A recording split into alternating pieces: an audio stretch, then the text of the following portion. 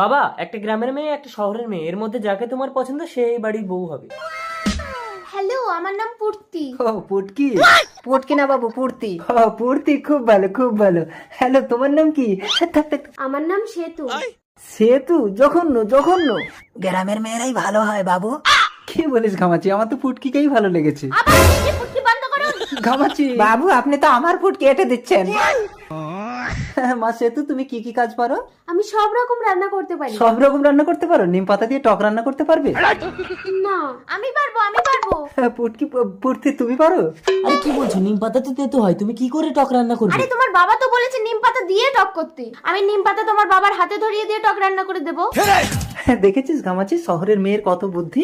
একেই আমার বউ করবো, আর এই সহজ সরল মেয়েটাকে আমার ছেলে বন্ধনের সাথে বিয়ে দেবো।